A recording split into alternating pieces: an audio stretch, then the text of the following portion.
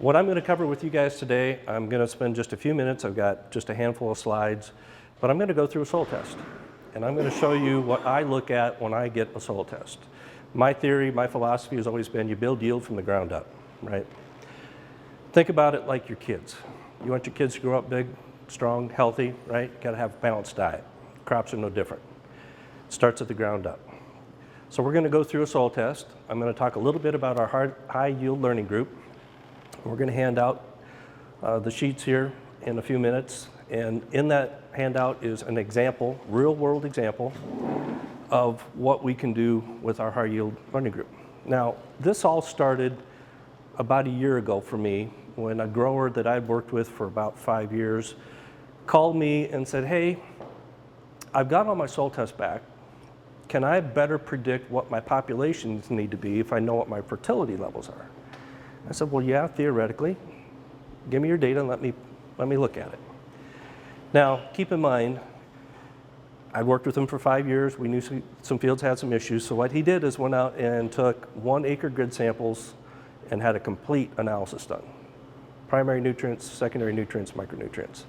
So for the first time in a long time, I actually had enough data and I had a complete data set I could do something with it. So we'll go through that a little bit. And then I'm going to talk about some of the tools that the high yield learning group is going to bring to you if you want to participate in it. And then we'll take a look, if we have time, we'll dig a little bit more deeper into the Tyrannus aspect, which is again one of the tools. So I think really this, in essence, sums it up pretty darn good. If you don't measure it, how do you manage it? And all too often, when there's an issue out there and we get a call, you're trying to figure out what's going on. And unfortunately, the reality is if you don't have all your information, you really have a hard time figuring out what's going on. One of the benefits, or one of the things that's really unique about what I can do with the modeling data is I can not only predict where your values need to be for N or P or K or zinc or sulfur or boron, go down the list, I can also tell you which of those nutrients are interacting with one another. And it's amazing how field to field they vary. So the first thing I look at when it comes to a soil test, I'm going to look at the pH. pH is number one thing you got to focus on. I really shoot for that pH to be about 6.8, give or take a half point. So if I'm 6.3 to 7.3, I think that's the sweet spot. There's a lot of talk out there. If you're in the 6s, you're good. In the 6s, yes, my micronutrients become more available, but keep in mind they're micronutrients. You don't need a lot of them, right? But if you look in the old charts, and you've all probably seen that colored chart for each nutrient and where it's most readily available, 6.8 is really what I try and shoot for. Why? Because that governs all of my chemical and biological activities in that field. So that's where I start first, is the pH. I don't really honestly get too concerned about buffer pH, and sometimes that gets really confusing. If you get out west in some of their soils out there in the Dakotas, Nebraska, I spent 3 years in Nebraska, that's a different ballgame. That does become more of an issue. But our soils around here, I honestly just don't really get concerned about it. If you've got low pH, you're going to put some lime out there or calcium of some sort to bring that pH up. Really all it's going to make a difference is how fast it's going to react, but eventually you're not going to lose it. Unless that soil physically blows away or washes away, it's going to do its thing. It's going to raise the pH. So I always just start there on pH. Second thing I'm going to look at, cation exchange capacity. A good rule of thumb when it comes to nitrogen is multiply your CEC times 10. That's how much nitrogen that soil can hold at any given point in time. Now keep in mind, for each percent organic matter you have, your soils are going to give you back 20 to 30 pounds of nitrogen, 4 to 7 pounds of phosphorus, 2 to 3 pounds of sulfur. That's free fertilizer you're going to get back from Mother Nature as that residue decomposes and breaks down. When you look at the CEC, and I see some places, and for the most part, our soils are pretty good, medium to heavy type soils, but you have pockets of light soils around the state. If you've got a CEC of 10, that's pretty light. It's a lot of sand. Do the math. At most, it can hold 100 pounds. And if I got 2% organic matter, I'm going to get 40 pounds out. but 100 minus 40 means it can only hold 60 additional pounds. Why are we putting 150, 200, 250 pounds of hydrous out there? There's nowhere for it to go. It can't hold that. So that's just a good rule of thumb when it comes to thinking about nitrogen and how much nitrogen in my particular field hold. Next thing I look at is really organic matter. Again, I talked a little bit about the phosphorus and the nitrogen and the sulfur. Then I go over to the base saturations. I'm a firm believer you've got to look at both numbers, both your parts per million and your percents, right? The percent base saturation is just a mathematical calculation based on your parts per million and your CEC and the nutrient or element you're looking at. If I look at a soil test and the first thing I go to is this percent magnesium base saturation, if I see that over 20%, that's a red flag telling me I've got a drainage problem. That soil, whether it's a compaction layer, something is going on in that field that's not letting that magnesium flush out. Our soils are naturally high in magnesium. It's the parent material. We generally, unless you're in a drought, are in that 25 inches of moisture per year on average, which is more than enough to flush the magnesium out. If you see percent magnesium over 20%, that's telling us something's not letting it flush out. It's building up in that top 6 inches because that's where you're sampling. So that's kind of a good indicator if I've got compaction, if I've drainage problem. Percent calcium, that's really good. You've got to have balance. And a lot of times we talk about the calcium magnesium ratio. It's a good rule of thumb. If your calcium to magnesium is less than 2.5, you're going to have a problem with potassium uptake. Calcium and magnesium both are very much more stronger magnets, for lack of a better term, than potassium. Calcium and magnesium have 2 positive charges, potassium only has 1. So that's a good way to kind of understand balance. I really want to see that calcium in that 65 to 75% range. I want to see that magnesium in that 12 to 18 range. Then I go to potassium. And really what I want to see there is about 4 to 8%. Now, how many times have we had an issue in the past with standability, green snap?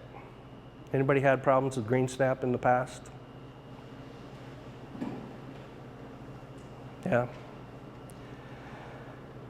You can put all the nitrogen in the world on a field, but there's one fundamental thing that has to take place. It has to get in the plant. And in order for that plant to metabolize that nitrogen, you have to have sulfur. Potassium controls the opening and closing of those stomata, those little holes in the bottom side of the leaf. When it's hot out, it opens up that stomata, lets the water vapor release, that lowers the turgor pressure in the plant, that sends a signal, hey, I need water. You can always tell when it's lowered its turgor pressure because the plants are wilted. That's all controlled by your potassium. Even Iowa State showed an interesting study, which I had seen many years before that, that shows a nitrogen by potassium interaction. And all too often, when I look at a lot of the soil tests around here, we're in that 2, maybe 2.5% base saturation K. And the thing is, we're not looking at both numbers. I hear a lot of guys, well, I'm 250 parts per million K. I'm good. Iowa State says I'm good. A good example I'll give you, I had a grower, and if anybody knows where Rodman is, kind of up north central Iowa, we call it the Rodman Flats. And every one of those fields has a pivot in it. Well, there's a pivot there because it's sandy. But it comes right off the hillside, what we call the Buffalo Ridge. So you go up the ridge, you get into heavy clays. Well, this grower farmed a field down in the bottom with a pivot, and he farmed the next field that started up the hill. Same hybrid, planted the same day, same planter. One field stood, one field didn't. Both fields had 230 parts per million K. What was the difference? Well, in the light sandy field, because your percent base saturation is calculated using both the ppms and the CEC, it was about 4.2%. When I went across the road, up the hill into the heavy field, it was only 2%. So you can see how it has an impact if you're not looking at both numbers. If you're just looking at the parts per million, both of them were the same. You'd say, well, I'm good. But the reality is you had two totally different environments there. So you go on, the next thing I want to look at is hydrogen, percent hydrogen. You want that number to be under 10%. And that's kind of a checks and balances when you look at pH. So if your percent hydrogen's high, well, that means your pH is going to be low.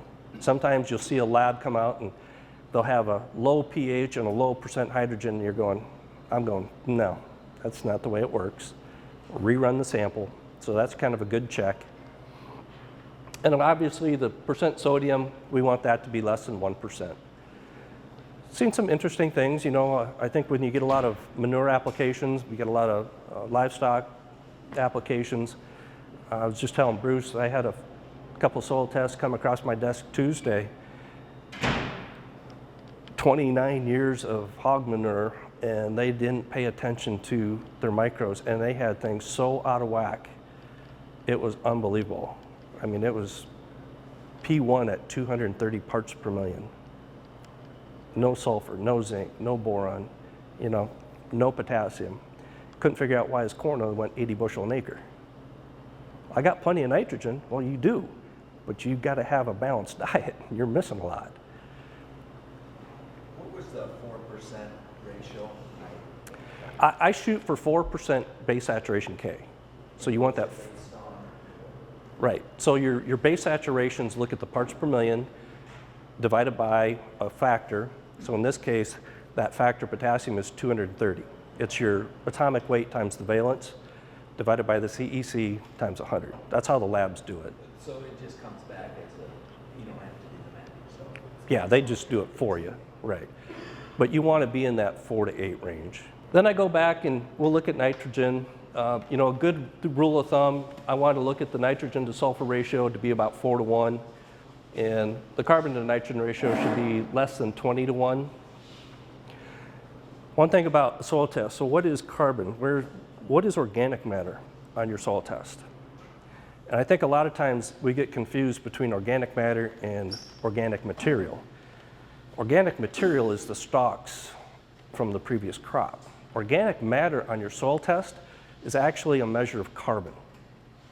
Typically, the labs all differ a little bit, but typically what they do is they'll measure out a 200-gram sample from the bag you sent in. They'll put it in an oven at 250 degrees for 25 minutes. They'll take it out, weigh it back. The difference between the beginning weight and the ending weight times 1.7 is your organic matter on your report. What they're measuring is carbon. So if you want to know what your carbon to nitrogen ratio is, you can just divide that number by 1.7, and that's really telling you what your carbon is. You hear a lot of talk out in the country, I think maybe it's kind of died down a little bit about soil health and doing these soil health assessments. And you know, that's one of the big things they talk about is soil organic carbon. Well, soil organic carbon is a matter or a function of soil organic matter. So you're measuring carbon. So when you do tillage, all summer long, Mother Nature's been breaking down that residue, and you're building up your carbon, right? Then you come through in the fall and you hit it with a ripper, you can smell it, right? You can smell when you're tilling. What is that? You've introduced oxygen into the profile that was storing all this carbon. As it broke down, you formed CO2. You can smell it. So if you want a good understanding of, well, where can my organic matter level be? Go pull a sample out of your fence line that hasn't ever been tilled. That's what Mother Nature would give you. But what you have in your field is the result of 80, 90, 100 years of tillage. We've just been burning off that organic matter, that carbon, you know, and that's what you see on your soil test a lot of time. We're in 3, 4, maybe 5% organic matter. Next thing I always want to go to, P1, that's really my available phosphorus. P2 is really my reserve phosphorus. I want that to be in that 2 to 1. If I've got twice as much P2 as I do P1, you really don't want to get that too far out of whack. Mother Nature's telling you there, if you just don't put additional P out, let that P2 will convert to available P. That'll become available phosphorus. So that's a good thing to look at there. When your pHs get high though, you get above 7.3, basically above 7, you want to be looking at the Olsen phosphorus test. So we do run into some spots, correct me if I'm wrong, but we have some high pH. So you really kind of need to understand those. I think right now there's a lot of talk about the Malick test. So the Malick 3 test, you need to understand, first of all, the Malick test was never designed or intended to be used in the Midwest. The Malick 3 test was designed originally for the East Coast weathered timber soils. The other thing you got to make sure you understand, if somebody's talking about Malick 3, are they talking Malick 3 calorimetric or Malick 3 ICP, which stands for inductively coupled plasma. Now the reason the labs like it is they can take one sample, and what they really do is they're shooting a laser beam through it and measure refractance, and they know based on that color refractance what nutrient it goes to, and that's how they measure it. So they can get high throughput, right? They don't charge you less, but it's good for them because they can get a lot of stuff through the lab. Is that really the test we want to be using? I'm open-minded. If somebody can show me the data from a scientific standpoint that really ties it together, I'm all for it. I just haven't seen it yet. But you need to understand there are two differences. When somebody just says Malick 3, understand what one they're talking about. Is it calorimetric or ICP? Probably ICP. But P1 is your available P. Next thing I go down to is sulfur. Like I said earlier, you can have all the nitrogen out there in the world, but if you don't have enough sulfur, the plant can't metabolize the nitrogen. We never used to worry about this. We got enough sulfur from our rainfall events that it took care of it. Well, guess what? They cleaned up the air, and we don't see that. We don't get that. Now, one of the challenges, obviously, is what's the problem with sulfur in rain?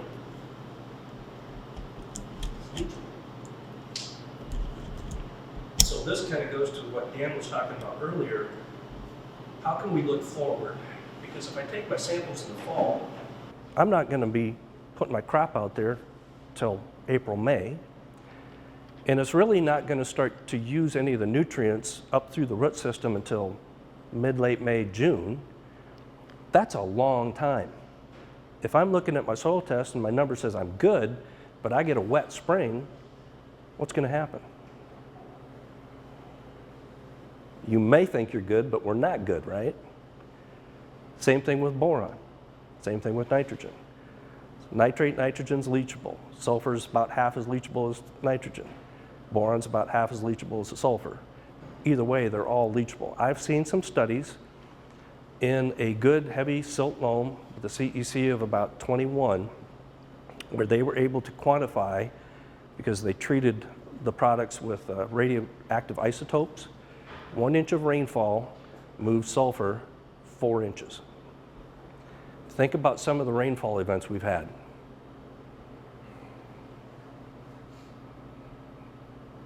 We've had some pretty good ones, haven't we? Now you put 2 and 2 together, things kind of start to add up, right? But I look at sulfur, there's some recommendations there. Again, it's a good rule of thumb. You want to take your sulfur parts per million and then take your organic matter times 2, add those together. You want your sulfur to be in that 20 to 80 parts per million range.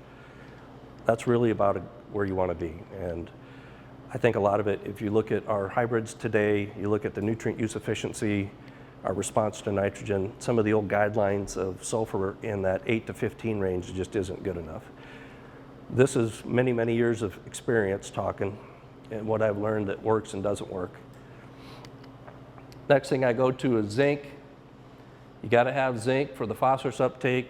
You know, when you start to look at phosphorus levels in that 80, 90 parts per million, you're going to have issues with sulfur and zinc uptake. And a lot of those micronutrients are really having a big impact on getting the macronutrients in there, which is our plant health, right? Our standability, our stalk strength. All these nutrients have a real big impact on the cell wall thickness and the turgidity of what's in that plant. So it's a balancing act. You got to understand where we're at. Look at iron, really want that to be in that 20 to 40 range. A good rule of thumb is you want that to be, the iron to magnesium ratio to be about 4 to 1. That's a good rule of thumb. Copper, copper has a really important part in light reaction, in standability, seed coat elasticity, a lot of those things. When you get a low pH, that's going to increase your copper uptake. You get a high pH, it's going to drop the copper uptake. When I think of test weight, I think of copper, right? If I can expand that seed coat during grain fill and I can pack more starch into it, what's going to happen? I'm going to have a higher test weight. I'm going to have more dense seed. So a lot of this goes back to just understanding some fundamentals in the soil test report. Last thing I look at is boron. Again, another one that's very important in nitrogen metabolism. Boron really plays an important role late.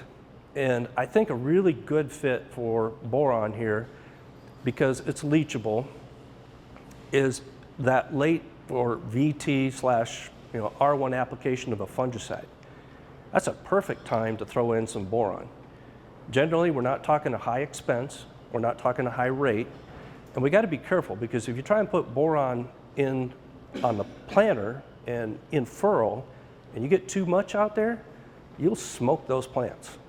I mean, you can really make a mess out of something with boron in furrow. Whereas we come back and actually apply it later in the season when the plants need it, and we're already making the trip anyway, I think there's a lot of benefit there. So one of the things I'm going to show, I won't show that part of it today, but we've done some trials. We've got our Farnhamville site that has been fantastic. I've got a couple trials left to analyze, but I'm going to show you what I look at, how I look at it. Nutrients is one of the trials that we're playing with. I did some nitrogen studies that were really interesting with Dave there. Kind of the last thing, again, I mentioned the phosphorus, the P2, that's your reserve phosphorus. And then the Olsen, when the pH is over 7, you want to be looking at the Olsen number.